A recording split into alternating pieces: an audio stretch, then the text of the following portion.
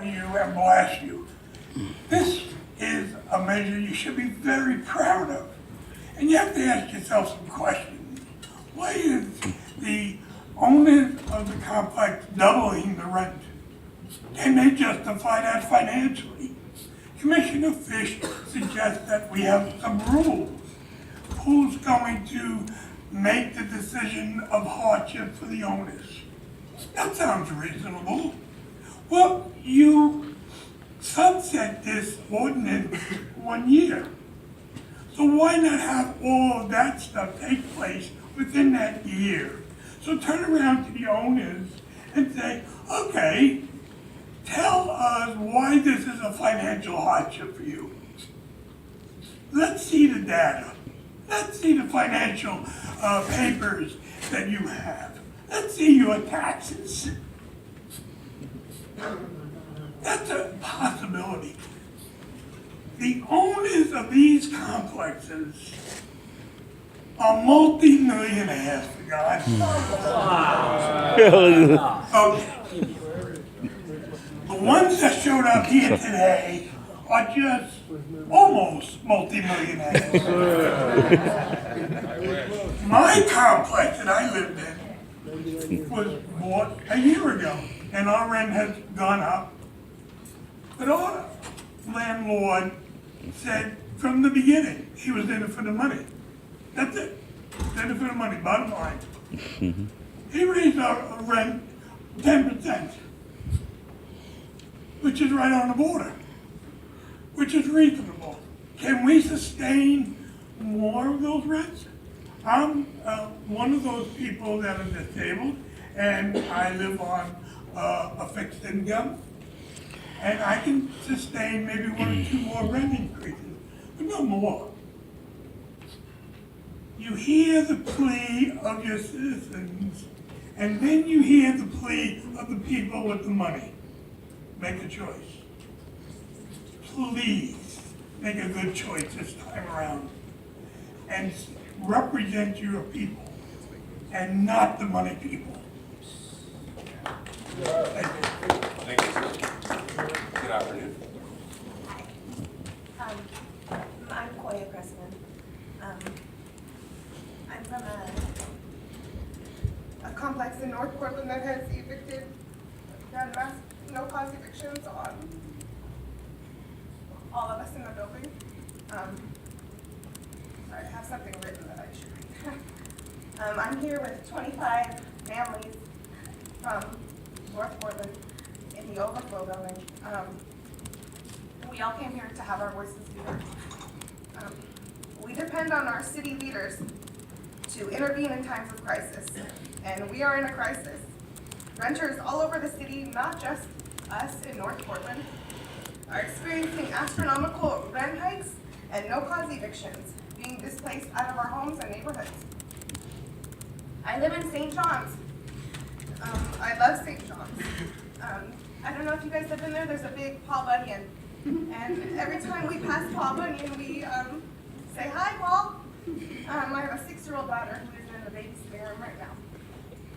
Every time we pass over the St. John's Bridge, we know we're coming home. My daughter attends school in North Portland at James John. She takes Spanish on Mondays, ballets on Tuesdays at her after-school program. Leaving her school mid-year would be devastating to us. This legislation provides us a chance to stay in our neighborhoods. The money this legislation provides us a chance to maintain stability with our families. It gives us a chance to not be insignificant to the powers that be. That's all we're asking for, is a chance to stay in our neighborhoods. Thank you. Thank you. Thank you for taking the time to come down. Yes. Next people are, I have our Lisa McMillan, I think it is, sorry, she has a child in the child care room. Angela Thomas, Timothy Marcroft, Laura Young, and I'm sorry, I accidentally called Jessica Greenlee, it should be Laura Young. And then the last person I show will be Hilda Hernandez, of the early testifiers, early William. Thank you. Good afternoon. Hello, good afternoon. My name is Tim Marcroft. So one of the impediments that's been put in place of this policy is a threat, a legal threat, that says that this policy is equivalent to rent control.